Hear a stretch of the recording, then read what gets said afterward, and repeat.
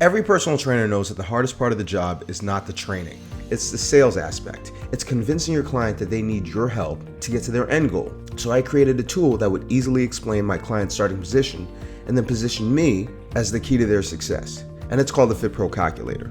FitPro Calculator allows you to track your client's results, set goals, and show them their progress along the way to show them how valuable you are. It's color-coded so that people understand where they are on the health spectrum. Essentially, when your number is green, that means that it's good.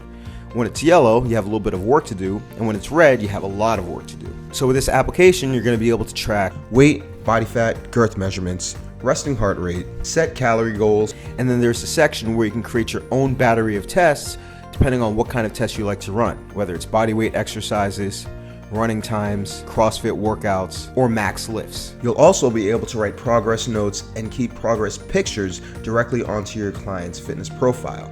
So once you enter in all the information for the client and you hit submit, your client will then get an email and a text with their fitness profile. You can use any scale, any body fat monitoring device, and any stopwatch to track whatever battery of tests you want to use. Because this is a web application, you can use this on your phone, on your desktop, on your tablet, or on your laptop as long as you have Wi-Fi.